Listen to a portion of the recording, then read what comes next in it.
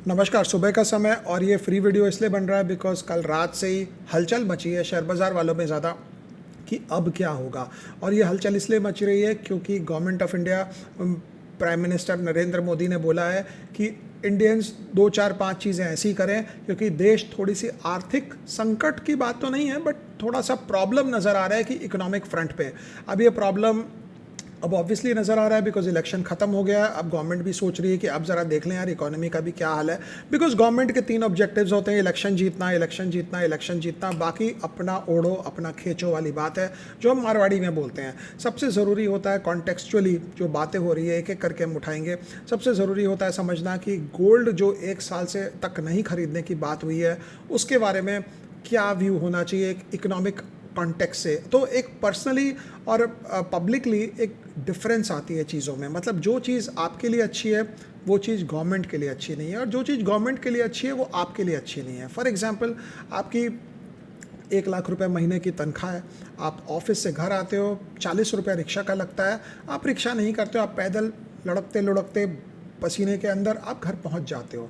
मतलब ये चीज़ जो आपने पैसे बचाए 40 रुपया, ये आपने अपने लिए अच्छा किया है। लेकिन अगर आप रिक्शे वाले को 40 रुपये दे देते तो आगे जाके वो कहीं पे पेमेंट करता, वो आगे कहीं पेमेंट करता, वो अपने बच्चे को पढ़ाता, वो अपने माँ बाप का इलाज कराता। तो ये 40 रुपया अगर सिस्टम में आता तो वो गवर्नमेंट के लिए अच्छा हो जाता, लेकिन क्योंकि आपने खर्चा नहीं किया ये आपके लिए अच्छा हो गया। आपने वो पैसे बचा लिए फॉर अ रेनी डे, कल अगर दरकार पड़ेगी तो ये 40 रुपये आपके काम आएंगे। सेकेंडली, अगर हम देखते हैं जो बढ़िया गवर्नमेंट में जो थिंक टैंक होते हैं, जो सोचने वाले लोग होते हैं, वो बोलते हैं यार ऐसा काम मत करो कि एक ही आदमी के लिए अच्छा हो, ऐसा काम करो जो दोनों के लिए अच्छा हो। तो अगर आपने पैसे बचाए 5 साल 10 साल 15 साल और उसके बाद 10 15 20 लाख रुपए अगर आपने किसी ढंग से बचा लिए, उसके बाद वो 10 15 20 लाख रुपए का आपने एक छोटा मोटा एक तो प्लांट लगा लिया, एक तो स्मॉल स्केल इंडस्ट्री बिठा ली, तो वो दोनों के लिए अच्छा हो गया। आपके लिए भी अच्छा हुआ बिकॉज वो आपके लिए प्रोडक्टिव इन्वेस्टमेंट हो गया, आपके लिए पैसा बना कर ला रहा है, और गवर्नमेंट के लिए भी अच्छा हो गया बिकॉज वो जीडीपी में कंट्रीब्यूट कर रहा है। So as a government of the nation, objective ये होना चाहिए कि ऐसी कौन सी चीज़ें हैं जो गवर्नमेंट के लिए भी अच्छी हो, प्राइवेट सेक्टर के लिए भी अच्छी हो, पब्लिक के लिए भी अच्छी हो। बिकॉज अगर आप गोल्ड के कॉन्टेक्स्ट देखेंगे तो पिछले 2 3 साल में इंडिया में इन्फ्लेशन की मार पड़ी है, और इन्फ्लेशन की मार के साथ साथ एक चीज़ जो देखने में आई है वो ये हुआ है कि जब लोगों की तनख्वाह नहीं बढ़ी है और जॉब लॉसेस सर पे लग रहे हैं आपको, बिकॉज आईटी सेक्टर की अगर हम बात करें तो जॉब कोई वहाँ पे ज़्यादा ग्रोथ हुई ही नहीं है, तो गोल्ड ये आदमी को एक कंफर्ट दिया है कि यार कुछ भी होगा देखा जाएगा। बिकॉज आपके घर में जो 8 लाख का सोना था वो अचानक 30 लाख का हो गया, तो जिसको अमेरिकन बोलते हैं वेल्थ इफेक्ट। मतलब कि अगर पैसा आपके बढ़ जाता है तो वो पैसा आप यूज़ नहीं करते हो, लेकिन आप बैक ऑफ द माइंड आपको लगता है कि यार वो पैसा तो है। इट्स लाइक क्रिकेट मैच में जब आप एक लंबा स्कोर चेज कर रहे हो और आप 1 डाउन होते हो और रिक्वायर्ड रन रेट 9 का हो जाता है, आप बोलते हैं 9 विकेट तो है हमारे बचे हुए, चलो आराम से हम लोग बना लेंगे। तो इट्स वो 9 विकेट की शायद ज़रूरत ही नहीं हो, बिकॉज जो बैट्समैन जो बैटिंग कर रहे हैं वही 9 के रन रेट पे आपको मैच जिता सकते हैं, बट वो 9 विकेट जो बचे हुए रहते हैं आपके पवेलियन में जो बैट्समैन है वो आपको हेल्प करते हैं मेंटली। तो वही वाली कॉन्टेक्स्ट से बात करनी चाहिए। एक और चीज़ जो होती है समझने की कि अगर आप इंडियंस को बोलोगे कि आप यार गोल्ड मत खरीदो बेटी की शादी में, तो ना बेटी की माँ सुनेगी, ना बेटी का ससुर सुनेगा, ना बेटी का होने वाला पति सुनेगा। ये हमारे कल्चर की बात है और वो नहीं सुनेंगे। आप उनको नहीं बोल सकते कि मोदी जी ने बोला है कि सोना मत खरीदो इसलिए हम नहीं खरीद रहे हैं। वो बोलेंगे ठीक है भाई तू 1 साल बाद आ जाना, 1 साल बाद शादी कर लेंगे, लेकिन सोना तो खरीदना पड़ेगा। अब ये डाउरी सिस्टम चला गया नहीं चला गया, ये सब हश हश टोन की बात होती है, बट ओपनली अगर आप देखेंगे तो ये प्रॉब्लम रहती है हमारे यहाँ पे। सेकेंडली जो बात होती है गवर्नमेंट ऑफ इंडिया को अगर आप बात करेंगे, गवर्नमेंट ऑफ इंडिया के पास 2 लाख करोड़ का डब्बा ट्रेड सर पे बैठा हुआ है सॉवरेन गोल्ड बॉन्ड का, और ये 2 लाख करोड़ रुपए का जो डब्बा ट्रेड है गवर्नमेंट का, बिकॉज गवर्नमेंट ने पहले कमिट कर दिया था लोगों को कि जाओ जी लो अपनी ज़िंदगी, हम आपको दे देंगे सोना जितना रिटर्न। बिकॉज किसी ने बोला होगा जाकर वहाँ पे मिनिस्ट्री ऑफ फाइनेंस में कि सर सोना का तो रिटर्न ही नहीं है 5 साल तक। बोला अच्छा रिटर्न नहीं है तो ये तो बढ़िया पैसा है, हम भी इसको कमिटमेंट कर देते हैं। सो डब्बा ट्रेड क्या होता है वो तो बात ये वीडियो के अंदर की चीज़ नहीं है, but normally it is a government of India's open promise to pay you the amount of money, जितना भी सोना का दाम बढ़ेगा प्लस द इंटरेस्ट। अब वो 2 लाख करोड़ रुपए सर पे पड़ा हुआ है, अब उसको कैसे चुकाया जाए। तो आप किसी ढंग से सोच रहे हो कि यार सोना का जो डिमांड है ना, अगर वो कम हो जाए हमारे बोलने पे, तो let's make use of the opportunity, और उसके बाद हम किसी ढंग से वो पाप को, जिसको हम अंग्रेजी में बोलते हैं get the monkey of the back, मतलब वो जो गले में सांप लटका हुआ है तो गोल्ड बॉन्ड का, उसको हम किस ढंग से हटाएं। खास बात ये होती है सोचने की कि हमारे जो एक्सटर्नल सिचुएशन है वो प्रॉब्लमेटिक है। हमारे आईटी एक्सपोर्ट्स जो है वो बढ़ नहीं रहे हैं। दूसरे साइड से अगर हम देखें तो गल्फ़ नेशंस में प्रॉब्लम है, वहाँ पे जितने हमारे लेबर गए हैं और जितने भी हमारे काम करने वाले लोग हैं, सबको 1-2 महीने हो चुके हैं। तो I am pretty sure remittances from abroad में प्रॉब्लम हुई होगी।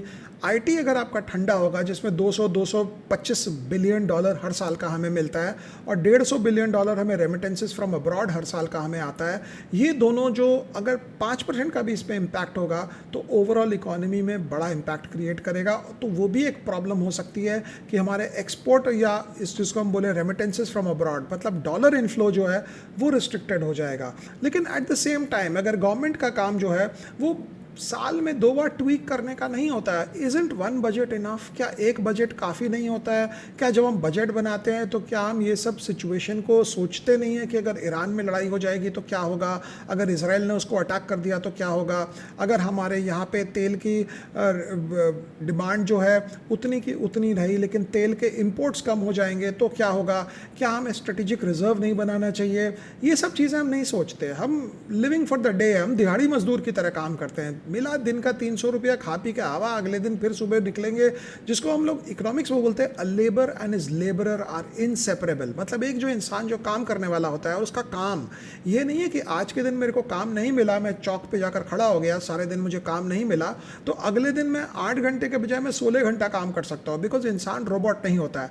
बट गवर्नमेंट जो है हमारी वो इसी कॉन्टेक्स्ट से काम करती है कि यार आज तो यार ये लाडकी बहना को दो, इनसे वोट लो, कल का कल देखेंगे उसका क्या प्रॉब्लम है। लेकिन एट द सेम टाइम एक जो नॉर्मल मिडिल क्लास आदमी है जो टैक्स दे देकर बेचारा ऑलरेडी पतला हो चुका है, उसके पास पैसे नहीं है और आगे करने को, वो ये बात तो सही है कि उसको देशभक्ति है, लेकिन देशभक्ति जब तक ही है जब तक उसका डीमैट अकाउंट और उसका बैंक बैलेंस अफेक्ट नहीं हो। जिस दिन उसका डीमैट अकाउंट 3% घट जाएगा और बैंक बैलेंस घटेगा ना, वो सारी देशभक्ति जो है 99% लोगों की गायब हो जाती है। हमने बहुत जनों को देखा है ऐसे करते हुए कि जब तक मार्केट ठीक है तब तक सब ठीक है, जिस दिन मार्केट प्रॉब्लम सिचुएशन में आती है उस दिन सारी प्रॉब्लम स्टार्ट होती है। एट द सेम टाइम क्या हमारे IT कंपनीज जो है या हमारे इतने बड़े बड़े दिग्गज जो हमारे जो इंडस्ट्रियलिस्ट हैं, ये IPL टीम खरीदते हैं, लेकिन बाहर जाकर कोई कंपनी तुम लोग नहीं खरीद पाए।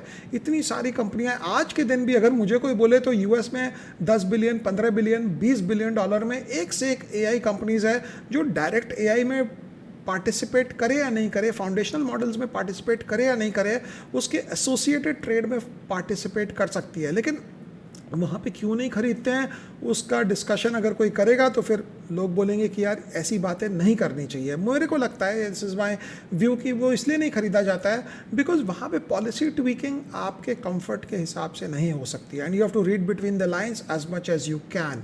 एट द सेम टाइम जो सबसे खतरनाक बात जो कल बोला गया वो था कि हमारे किसानों को कि तुम फर्टिलाइज़र में 50% का कटौती कर दो। फर्टिलाइज़र में, खाद में, मतलब फिर ये हमारा फूड आउटपुट कहाँ से आएगा? आई थिंक नेक्स्ट कॉल ये होगा कि 2 वक्त के बजाय 1 वक्त का खाना खा लो, क्योंकि 50% आप अगर खाद कम यूज़ करेंगे और खाने में अगर आपका जो जा रहा है, दो टाइम का खाना खा रहे हो, आप 1 टाइम का खा लो, क्योंकि लाल बहादुर शास्त्री ने 60 साल पहले बोला था और 60 साल के बाद हम वापस उसी सिचुएशन पे आ गए हैं कि देश में क्या एक ही बार खाना इनफ है कि नहीं है। बट ये बहुत बड़ी डायकोटोमी है कि इतने सालों बाद हम शायद वापस वही सिचुएशन पे जा रहे हैं कि खाना कम कर दो। फर्टिलाइज़र के लिए हमारे पास 50% का कटौती करने की कॉल आ रही है। सबसे ज़रूरी बात होती है समझने की कि ये लॉन्ग टर्म सोल्यूशन नहीं है। क्या होगा 1 साल बाद, क्या होगा 50% फर्टिलाइज़र में कटौती करने के बाद, ये फूड का जो शॉर्टफॉल है ये कहाँ से कंप्लीट होगा? But these are things that are not said in this country because हम नॉर्मली आंख आधी बंद रखते हैं, आधी खुली रखते हैं, एंड वी कीप मूविंग। लेकिन सबसे बड़ा प्रॉब्लम ये आएगा जब स्टॉक मार्केट वालों को पता चलेगा कि जो स्टॉक मार्केट की तेज़ी है, आपको याद है अगर आप हमारे वीडियो देख रहे हो, हम 3 साल से बोल रहे हैं कि ये जो 7.4% का GDP ग्रोथ है, मैथ्स में यार 7.4 मतलब कैसे हो रहा है, तो सबको पता है और किसी को भी पता नहीं है, it's one of those. But ये 7.4% जीडीपी ग्रोथ का फ़ायदा किसको मिल रहा है, ये तो मुझे नहीं पता। तो ये बात अब लोग बोलना स्टार्ट किए कि अरे यार ये तो ग्रोथ नज़र नहीं आ रहा है। अब लोग बोलना स्टार्ट किए हैं कि अगले 2 साल से ग्रोथ नहीं हो रहा है। लेकिन एज अ स्मार्ट एनालिस्ट आपका काम ये नहीं है कि जब 2 साल से बाजार नहीं चले उसके बाद आप बोलें कि यार ग्रोथ नहीं आ रहा है। जो होशियार एनालिस्ट होता है वो पहले से उसको एस्टिमेट लगाना पड़ता है कि लो आईक्यू रैली है, और लो आईक्यू का मतलब जो नए जो भी आए हैं जो उनको आइडिया नहीं है कि मार्केट कहाँ जाता है। और ये पहला बार जो तेज़ी देख रहा है वो तो मैं बार बार यही बोला हूँ कि जो फर्स्ट टाइम तेज़ी देख रहा है या तो आप एक्सपीरियंस के साथ बाजार में आओ, और अगर आप एक्सपीरियंस के साथ नहीं आओगे तो ये एक गलती के बाद दूसरी गलती, दूसरी गलती के बाद तीसरी गलती, अगर एक गलती में आप सलट गए तब तो फिर भी आप सस्ते में निकल गए, लेकिन बैक टू बैक गलतियाँ करता है इंसान और वही मार्केट आपको पकड़ता है और वहीं आपको मार्केट गला पकड़ के आपसे सारा जो कैपिटल है आपका मेजर पार्ट घाटे में कन्वर्ट कराता है। लेकिन ओवरऑल कॉन्टेक्स्ट से हम देखें सिचुएशन ग्रिम है। बाजार कैसे इसको हैंडल करेगा, कुकू वॉच बज गई है, लेकिन छोड़ दो, लाइक शेयर सब्सक्राइब क्या करना है। बट सिचुएशन जो है हमारे कंट्री की वो फॉरेन एक्सचेंज फ्रंट पे ये ज़रूर समझ में आ रहा है कि उसमें थोड़ी सी प्रॉब्लम है, क्योंकि अगर आप 600-700 बिलियन डॉलर का 600-700 बिलियन डॉलर्स का फॉरेन एक्सचेंज देखें तो जाके कैलकुलेट करो कि फॉरेनर्स का एफपीआई फॉरेन पोर्टफोलियो इन्वेस्टर्स का कितना पैसा है इंडिया में। तो अगर वो उतना ही पैसा है जितना फॉरेन एक्सचेंज रिजर्व्स है तो बाकी जो एफडीआई वाले हैं और वो लोग को पैसा कहाँ से जाएगा। अब आप बोलेंगे हमने भी बाहर कहीं इन्वेस्ट किया होगा, वो पैसा आएगा कि नहीं आएगा। तो ये लिक्विडिटी मिसमैच की सिचुएशन है। मेरे को लगता है कि ऐसे कॉल्स देने से पब्लिक जो है वो तो कुछ रोके या नहीं रोके, फॉरेन इन्वेस्टर्स जो हैं वो ज़रूर पैनिक करेंगे। बिकॉज अगर आपको ये पता है कि यार इसको मैंने उधार में सामान बेचा है और ये इंसान बोल रहा है कि यार 1 महीना रुक जा, तू अगले महीना ले लेना पैसा, तो इमीडिएटली मैं उसके पास दौड़ते दौड़ते जाता हूँ, यार मेरे तो घर में शादी है, मेरी तो माँ बीमार है, एक बार मेरा पेमेंट निकाल दे, बाद का बाद में देखेंगे। बिकॉज आपको डर लगेगा कि यार बाद में पैसा मिलेगा कि नहीं मिलेगा। ये जो कॉल्स होते हैं, ये जो गवर्नमेंट के कॉल्स होते हैं, बहुत ही आरामदायक हिसाब से देने चाहिए बजाय कि इतने ओपनली पैनिक क्रिएट करने के लिए। बट और पैनिक की जो सिचुएशन है वो तो है भी genuine. Eight the same time overall context से अगर हम देखेंगे तो 4 ट्रिलियन की इकोनॉमी है।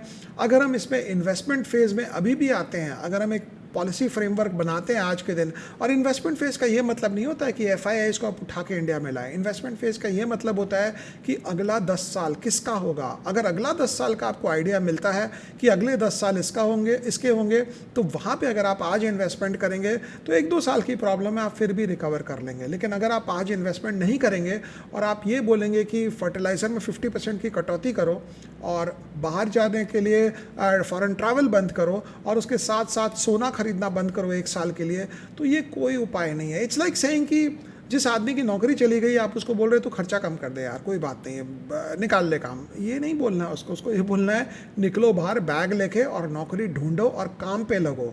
तो वो वाला कॉन्टेक्स्ट होता है। बट हमारे यहाँ पे ऐसे ही चलती है चीज़, तो ऐसे ही चलती रहेगी। I just hope all of you are safe and let's see what happens. Thank you.